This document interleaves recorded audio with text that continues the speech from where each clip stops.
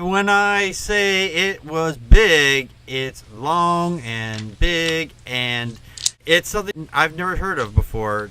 There's a cave out in Australia that they were digging around through it, trying to looking at the bats and whatnot, and in some bat guano, which is bat shit,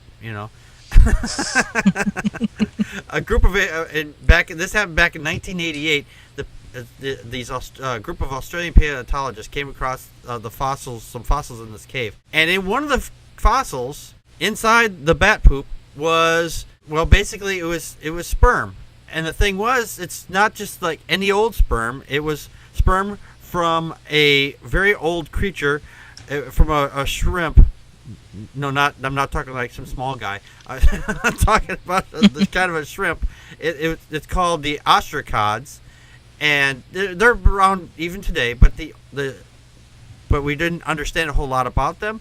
But the sperm apparently is 10 times their body length, which in human terms, if we were to do something like that, we would have to have one sperm would have to be 118 feet long.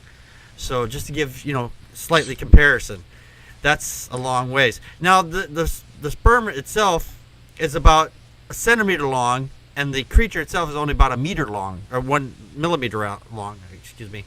And so that's like 10 times its body length. What was interesting about it is when they have sex, as it were, the female actually has to be further away from it and has to catch it like it's a pitcher and a catcher type thing going on there.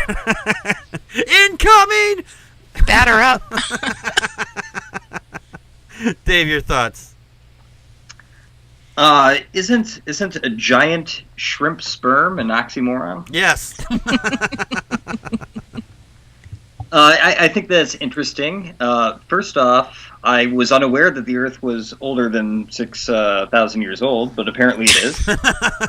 I've been hearing that too. I don't know. I've been hearing it all around recently. I don't know. All these studies.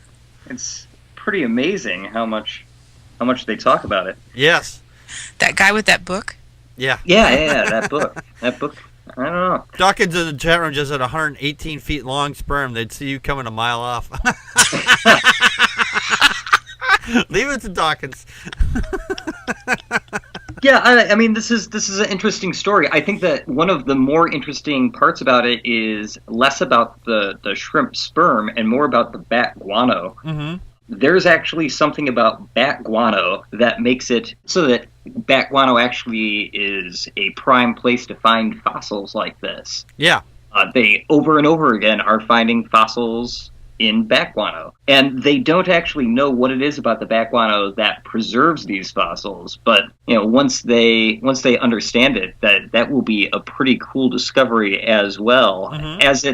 As it works out at this point, though, it has preserved this ostracod, and they were unaware that the sperm was actually that large that long ago. They thought that was something that's developed over time, and as it turns out, it actually was that large a lot further back than they were aware. Yeah, so, and they said that this apparently has not changed because this ostracod is still around today. It still basically does the same thing. They have never seen it stretch out before, and this is the first time they've ever seen it stretched out. Yeah, and they also said that, which I was unaware of, that these ostracods have 3 genders, essentially. Really? They have male, female, and then a female that's completely disinterested in sex. My ex-wife? Yeah.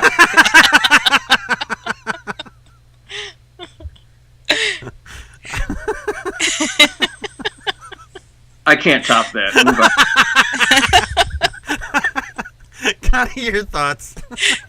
Well, what's interesting is that the ostracods have the most complete fossil record of any crustacean, and the oldest known penis that they've found has come from an ostracod. It was like 425 million years old. There has been no reason for them to change the way that they reproduce either. I mean, it's amazing to see how long the sperm is. It's not like the tadpole-shaped sperm. It's like a spaghetti, like angel hair spaghetti, like we talked about. Right. And what's the evolutionary advantage? Why all the energy is our reproductive trait is what the scientists are asking themselves. Right. Yeah, and this thing has the organ, basically the penis of the seed shrimp is the zinker, which is like a cannon. And that's a lot. That's a big thing to have between your legs. Is a big cannon.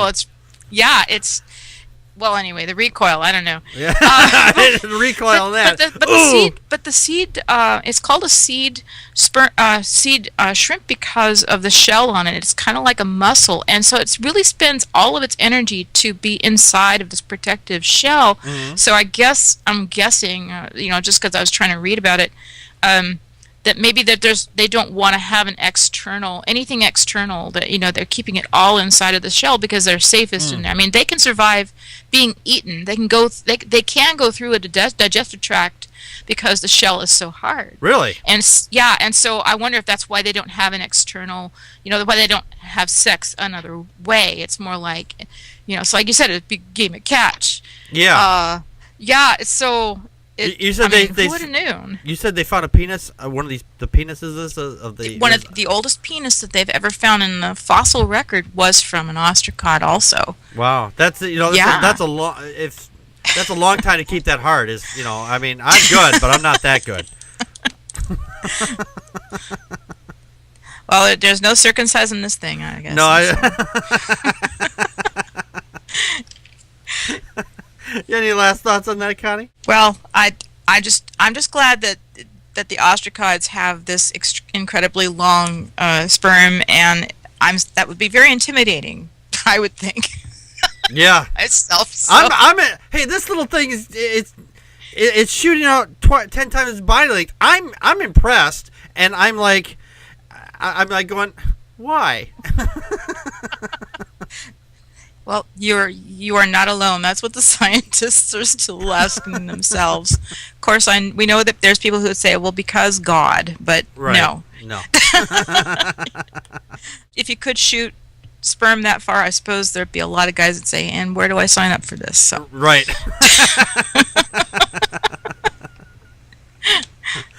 I'd be one of the people in line. We're going for distance now. Yeah, we're shooting for distance. I shoot for style. Right.